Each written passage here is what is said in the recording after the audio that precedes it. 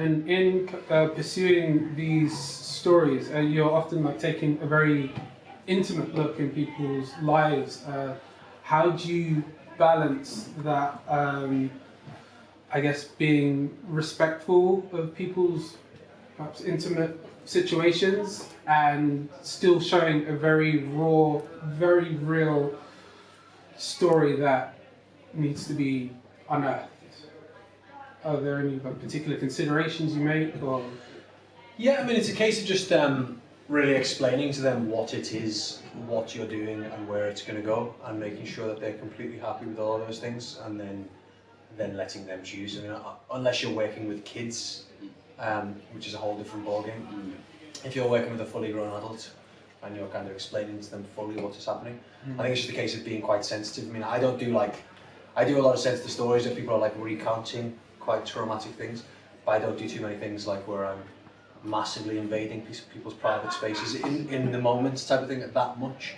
I think it is just a case of really letting people know like what you're doing and just kind of striking a relationship with them before filming. I think the issue is when you're making documentaries, like you don't always have that much time to spend with people, and it's trying to figure out how you kind of create a relationship with someone. Like if you're only going to see them for like a 10 minutes before you film with them, that's when it gets a little bit complicated, and that happens quite a lot.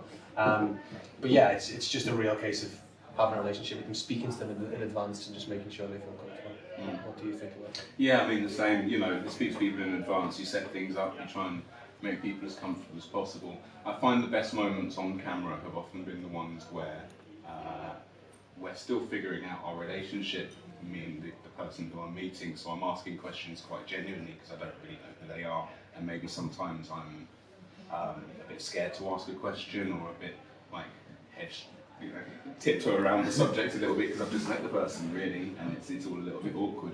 And that comes across quite well actually, because sometimes they're very refreshingly open and they go, "Oh no, don't be embarrassed to ask me," you know.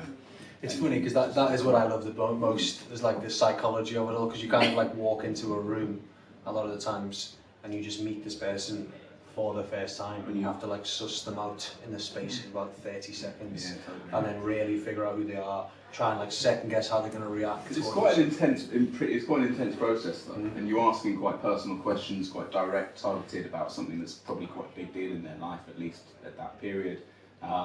So you bond very, very quickly, and then you find that on second and third meetings you can get on really well with somebody who literally you've only spent an hour with.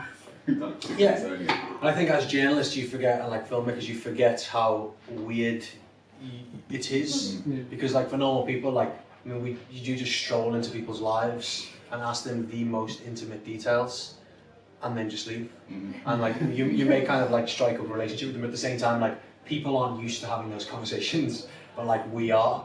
And like you have them literally every day, all the time. So like we just get. I think that's one of the hardest things actually, is like trying to remain a human being, like, and just be normal, because you get so used to having, like, I mean, it might just be mental. No, what I do find quite difficult is conversations in the pub, just with random people, where you just kind of start asking what more way about, too deep. and and it's just like, you know, they're just kind of passing on my dad, like, oh, really, how did that happen? So you're having a really intense conversation about fatherhood and so on, and you go, this isn't, I shouldn't be doing this. Yeah, just a random person in the pub. But yeah, it's quite, and it is a natural human thing though. Human beings do want to, and they do open up, and I think you said something that was really pertinent, which is you kind of go with the person and how much they want to give. If they shut down at a certain point, you can push a little bit, you know, it becomes rude at a certain stage, and then you stop pushing and they stop giving.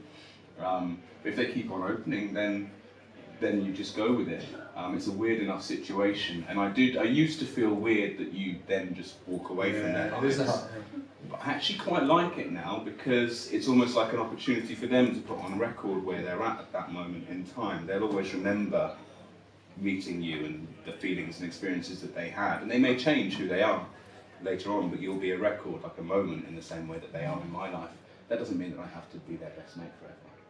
Yeah, I mean, I actually find it harder when they are my friends. I mean, like, I actually try not to be friendly with people. To be like, I'm friendly to people, but I'm not friends with people. It's a very different thing. You know, there's a big issue when you have like personal feelings towards someone if you've really came to like them, because you may not tell their story entirely truthfully because you basically like them.